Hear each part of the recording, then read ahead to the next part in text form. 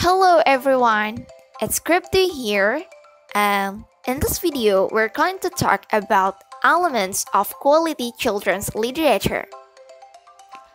Before talking further about the elements of quality children's literature, award-winning authors and books are a good place to start, so let us introduce you to the most prestigious awards. Some are given for a specific book, and others are awarded to authors and illustrators for their complete works. Many are genre-specific and will be discussed within the genre chapters. Some coveted awards that are not genre-specific include: first, the Newbery Medal for the year's most distinguished contribution to literature for children.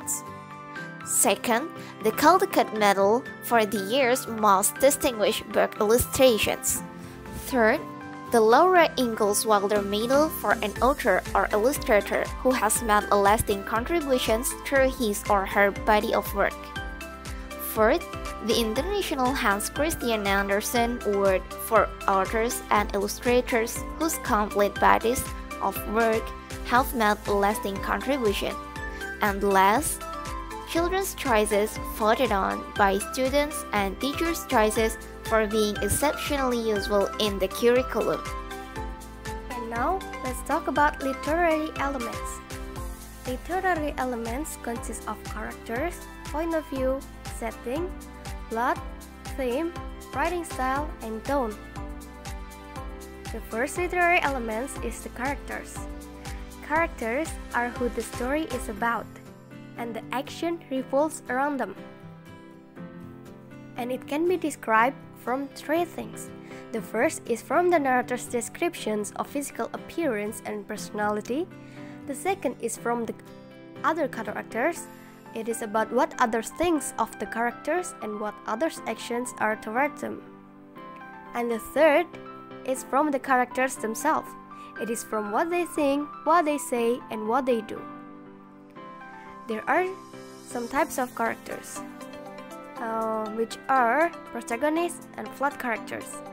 For protagonists, or we can say it as round characters, it has a role as the main characters, especially as the central character. And sometimes people often misunderstand about it. Sometimes people assume that protagonists is always good characters who have good attitudes, but in literature, protagonist is the central character or the main characters. And the second is the flat characters. Flat characters, they do not grow. They remain the same because they have lack of knowledge or insight. And the second literary element is point of view. It is a perspective from which an author presents a story, or perspective that shaped by who is telling the story and how much this narrator knows. Well, there are three types of point of view. There are the first person, second person, and third person. The first person is probably using I, me, my, mine, we, our, and us. And for the second person is you. And the third person, we often use he, she, it, they. And we can categorize them in three ways, such as objective, omniscient, and limited omniscient. What are the differences between them? For the first is the objective. It is where the narrator reports only what can be seen and heard. And for the omniscient is where the speaker knows all, reports all. And for the last is the limited omniscient. It is where the focus is on the actions, responses, thoughts, and feelings of a single major character. And the third literary element is setting. Setting is where and when the story takes place. And there are two kinds of setting. There are integral setting and backdrop setting. Integral setting is fully described in both time and place. It is usually found in historical fictions because it gives detailed information.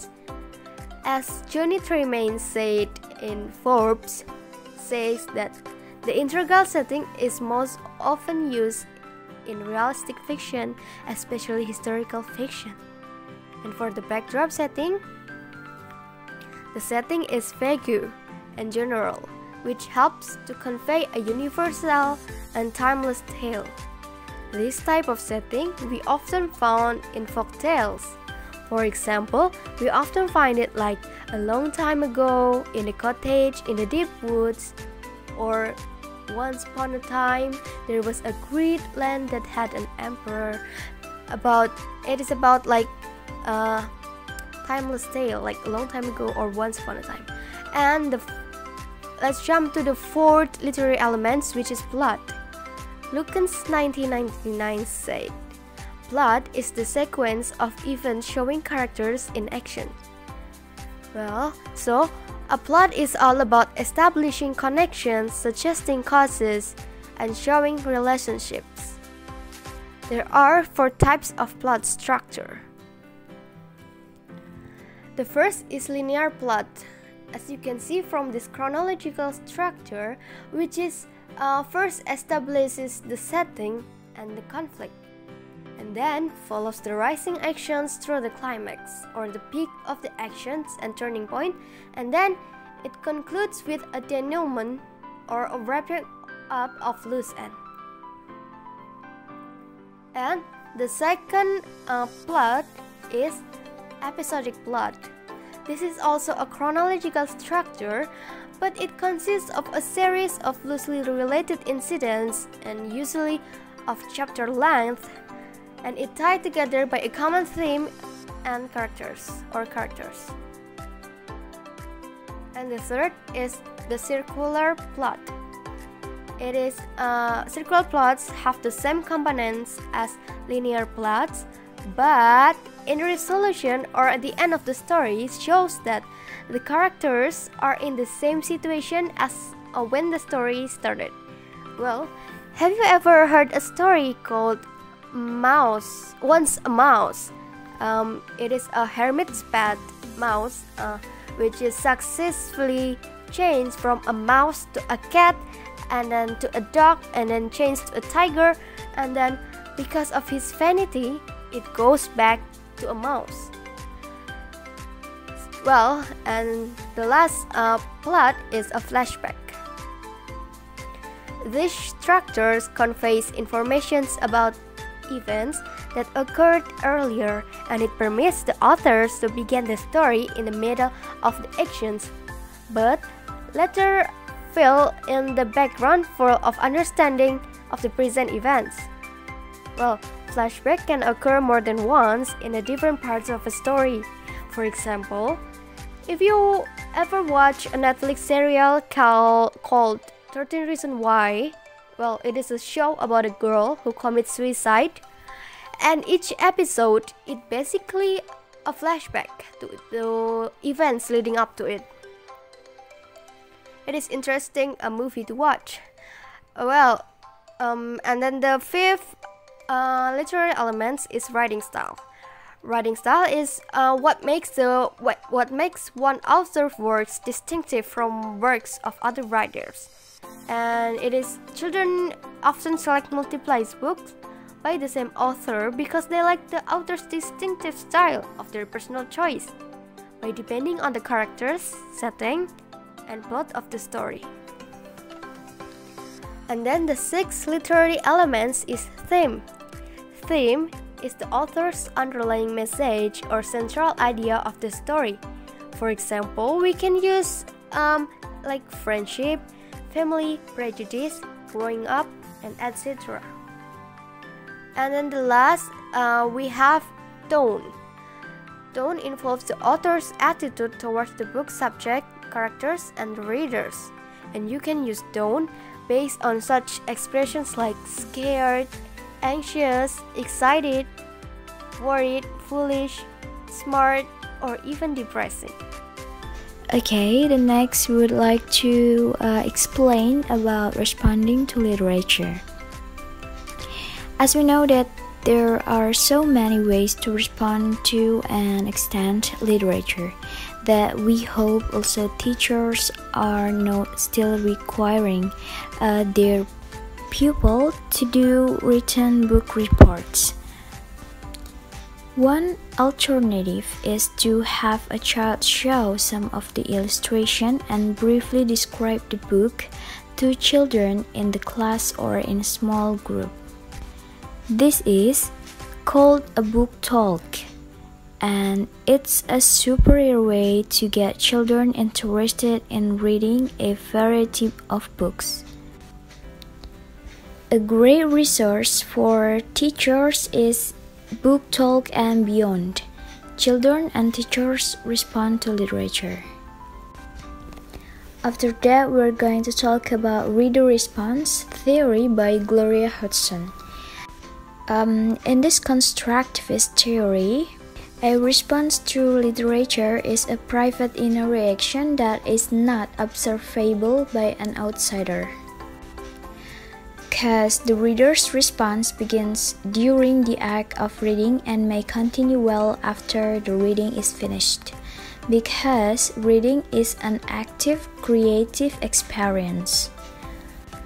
Louis Rosenblatt, in 1995, named two categories of reader response: afferent and aesthetic. An afferent, from the Latin afferre, to carry away, stance is appropriate when a reader's attention is focused on information, facts, or instruction that will be retained after the reading. Therefore, it is the stance of choice for reading nonfiction, such as textbooks, reference books, informational books, and biographies. And an aesthetic is the appropriate stance for reading fiction. It is more difficult to define because the most important goal of the aesthetic stance is to have a lived-through experience, which Rosenblatt calls an evocation. The next is literature circles, a great way to turn kids onto books, allowing them to respond to what they read by sharing their thoughts with others. That is, literature circles. These are small, temporary discussion groups that have chosen to read the same book. And here I offer a brief outline based on literature circles, voice and choice in the student-centered classroom by Daniels. The first one is students choose their own reading materials. Small, temporary groups are formed based on book choices. Different groups read different books. Groups meet on a regular schedule to discuss their reading. Students use notes to guide both their reading and discussion. Discussion topics come from the students. Group meetings aim to be open, natural conversation generated through personal connections, digressions, and open-ended questions about books. In newly formed groups, students play a rotating assortment of task roles. And the last, the teacher serves as a facilitator, not as a group member or instructor. Okay, so that brings us into the end of presentation. I'd like to summarize it by saying literary elements in children's literature are divided into 7 categories, such as character, point of view, setting, plot, theme, writing style, and tone. And one of the important things in this focus is literature is not boring at all. We just see it from one side. We all know that actually we have so many ways to respond it. So we can see that literature is so fun from many perspectives. It's like a literature circle that allowing children to respond to what they read by sharing their thought with the others. So I think that's all from us. If you guys have any question regarding this focus of this presentation, please feel free to contact us on Google Classroom or any platform. Thanks for your attention. Wassalamualaikum warahmatullahi wabarakatuh.